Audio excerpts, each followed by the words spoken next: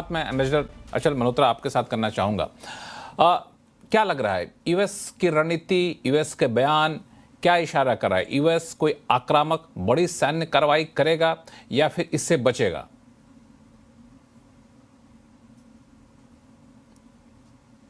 आप म्यूट पे हैं सर।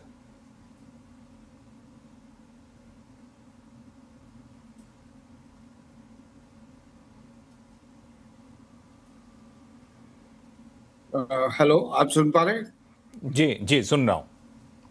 ओके जी, नमस्कार। देखिए, इसमें कोई नमस्कार। दो राय नहीं है कि अमेरिका चाहेगा कि ईरान में रजीम चेंज हो। इसके बहुत से कारण हैं। ईरान इसराइल को ले लीजिए या वहाँ की इस्लामिक सरकार को ले लीजिए या उनकी जो आपकी नीतियों में मतभेद है, चाहे वो ईरान का न्यूक्लियर प्रोग्राम है।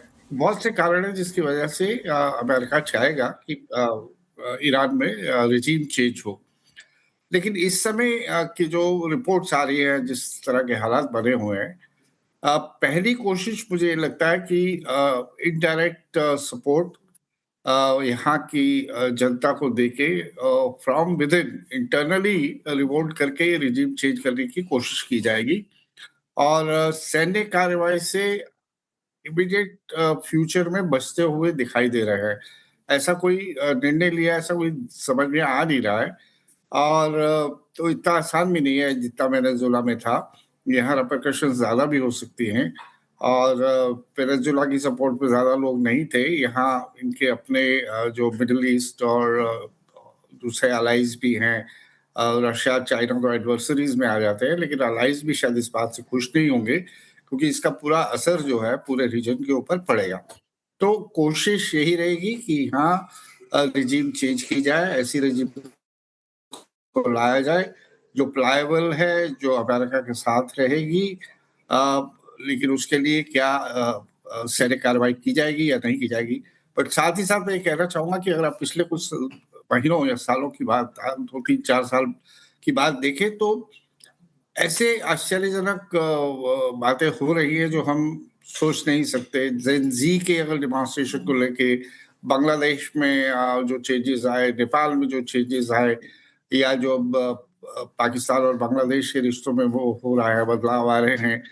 तो कुछ भी किसी भी चीज़ के होने की संभावना से पूरी तरह से इनकार नहीं किया जा सकता। Over to you. ये पूरी तरह से इनकार नहीं किया जा सकता। बाकी मेहमानों को अपने इस चर्चा में जोड़ूं। एक सवाल और आपसे पूछना चाहूँगा कि ये चीज़ ईरान भी बखूबी समझता है और पहले भी कई सारे ऐसे मौके आए हैं जब ईरान ऐसे मौके पे अपने डिप्लोमेटिक रास्ते को भी खोले रखता है कि ज़रूरी नहीं कि अमेरिका को आमंत्रित करे कि आप तख्ता पलट कर दीजिए। इस बात का एहसास उसको है। और व्हाइट हाउस की प्रेस सेक्रेटरी का बयान भी आपने सुना होगा जिसने कहा कि डिप्लोमेसी का रास्ते अभी भी खुले हुए हैं। तो आपको लगता है कि इन सब के बीच में ईरान की मौजूदा सरकार डिप्लोमेटिक चैनल ओपन करके कुछ बातचीत कर रही होगी यूएस के साथ? नहीं, इनकी बातचीत तो पहले भी चल रही थी। बात ये है कि अमेरिका चाहता है कि वो ईरान न्यूक्लियर डील जिसमें यूरोप भी था पहले, बाइडेन जो पहले डेमोक्रेट्स की गवर्नमेंट भी थी, जिससे 2 बार जिससे ट्रम्प निकल गए आते ही, वो चाहते हैं कि उसे रीनेगोशिएट करके उनकी स्टैंप लगे, उसके ऊपर उनकी मोहर लगे। तो अगर तो ईरान वहाँ कंसेशंस करने के लिए तैयार हो जाता है, फिलहाल मेरे ख्याल से उस पे भी बातचीत पे रोक लगा दी गई है। अगर ईरान अगर सिंपल सी बात है, जैसे आप डोनाल्ड ट्रंप की जो पर्सनैलिटी उभर के आई है डोनाल्ड ट्रंप 2.0 में, वो ना सुनने की उसपे नहीं है। उनका वो अप्रोच है माय वे और द हाईवे। तो आज अगर ईरान उनकी डॉटेड लाइन्स के ऊपर ईरान न्यूक्लियर डील साइन कर लेता है, तो शायद हो सकता है कि डोनाल्ड ट्रंप भी एक्सेप्टेंस दे दें इस रिजिम को। लेकिन मुझे लगता है कि first preference at the end of the day उनकी यही रहेगी कि ये रिजिम बदल जाए, क्योंकि ये रिजिम ऐसी है जो आसानी से उनकी लाइन को टो नहीं करने वाली। और ये रिजिम जो है चाइना, रशिया और इस तरह के और जो 2-3 देश हैं उनकी उनके अलायंस का भी एक किस्म से हिस्सा है। और जब तक ये रिजिम स्ट्रांग है तो फिर इनके जो प्रॉक्सीज हैं, हूतीस हैं, हमास है और हिजबुल्लाह हैं, उनको भी मदद मिलती रहेगी और उनसे भी आप जानती हैं कि अमेरिका को डायरेक्ट इनडायरेक्ट खतरा बना रहता है। तो सारांश में पहली कोशिश ये रहेगी कि रिजीम यहाँ बदले। उसे बदलने के लिए क्या ईरान के अंदर से क्रांति लाई जाएगी डायरेक्ट इनडायरेक्ट तरीके से, या मिलिट्री यूज की जाएगी। अमेरिका के लिए मिलिट्री यूज करके रिजीम चेंज करना कोई नई बात नहीं है। वो बहाना ढूंढ लेते हैं, यहाँ इन्हें बहाने की भी जरूरत नहीं है। और इराक में भी उन्होंने केमिकल वेपन्स का वो लगा के सदाम हुसैन को न्यूट्रलाइज किया था। तो एक बार फिर से दोहराऊंगा, पहली वो प्रेफरेंस रहेगी रिजीम चेंज हो जाए। दूसरी और रिजीम चेंज में भी पहली प्रेफरेंस रहेगी कि फ्रॉम विद इन ईरान ये हो जाए और दुनिया को ये लगे कि अंदर से हुआ है।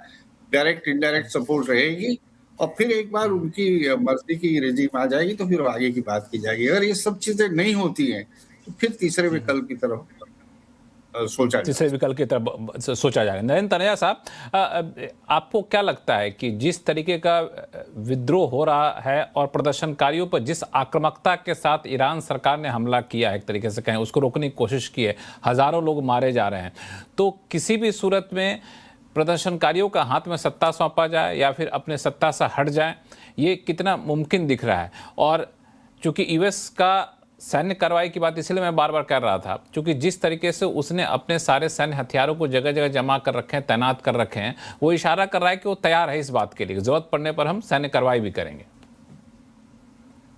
देखिए, ईरान जल रहा है, इसमें तो कोई दो राय नहीं है। दूसरी तरफ ये भी बात है कि ईरान वेनेजुएला नहीं है।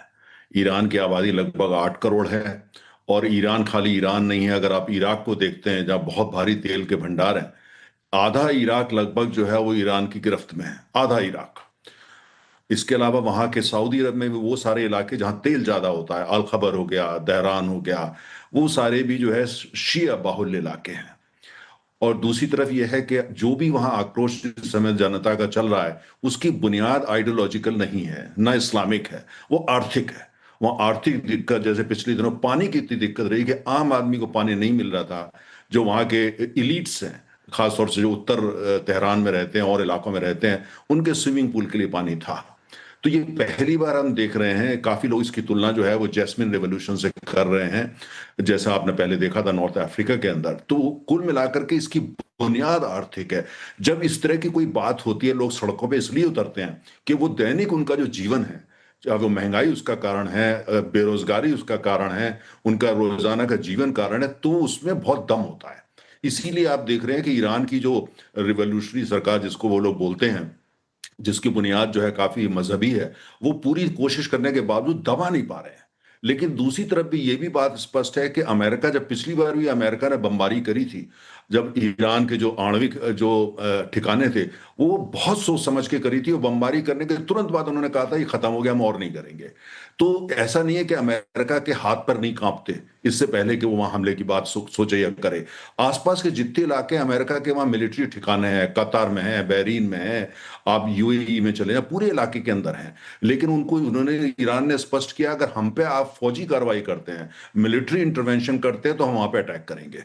और हमने देखा था कि जो कतार में क्या हुआ था, हालांकि वो पहले उन्होंने उसको कन्फर्म कर दिया था, वो एक अलग कहानी है। लेकिन इस बार अगर होता है, एक तरफ तो ईरान के ऊपर ये प्रेशर कि जनता का प्रेशर, इस बात का प्रेशर कि जनता सड़क पे आ चुकी है कि सिंहासन खाली करो, और दूसरी तरफ से अगर अमेरिका का प्रेशर भी आता है, तो फिर ईरान की रिएक्शन जो है वो अनप्रेसिडेंटेड होगी। वहां की सरकार की, वो वास्तव में सीरियसली बमबारी कर सकते हैं, अमेरिकन ठिकानों पे कर सकते हैं, जो ऑयल इंस्टॉलेशन है वहां पे कर सकते हैं। तो स्थिति गंभीर है। मुझे ऐसा लगता है, जो मेरा असेसमेंट है, मैं कई दफे ईरान गया हूं, बहुत ही खूबसूरत देश है, बहुत ही अच्छे वहां के लोग हैं, और हमारे भारत और ईरान के सिविलाइजेशन रिलेशनशिप है। वो अपने को आर्य बोलते हैं और हम लोग भी अपने को आर्य बोलते आ रहे हैं जमाने से। तो बड़ी घनिष्ठ समझ, हमारी रोजाना की भाषा में तमाम शब्द हैं जो कि ईरानी है, फारसी है ना। तो बहुत अच्छे हमारे संबंध हैं और भारत के लिए बड़ी गुडविल है आम जनता के अंदर वहां पर। लेकिन मुझे लगता है कि अमेरिका बयानबाजी पे मत जाइए, ट्रंप साहब के बयान खासतौर से, अगर 90% काम जो है वहां की जनता कर देती है सत्ता परिवर्तन के 90%, तो फिर पश्चिम की ताकतें, जिसमें अमेरिका भी शामिल होगा, वो आगे आएंगी, इजराइल भी आगे आएगा, और जो बाकी 10% का काम है वो निकालेंगे। मतलब ये कि आपने मेन ऑपरेशन आपने कर लिया, वो स्टिचिंग करने के लिए आएंगे वहां पे। लेकिन अगर आप ये सोचे कि वो ऑपरेशन करने के लिए आएंगे, मुझे ऐसा नजर नहीं आता है, क्योंकि उसमें रिस्क बहुत ज्यादा है। ट्रम्प साहब जो है बयान अच्छे देते हैं, बड़े बड़े बयान देते हैं, लेकिन वो साथ साथ ये भी कहते हैं no boots on the ground. और वहां पे भी आपने देखा वेनेजुएला में, वेनेजुएला का अलग लड़ाई थी।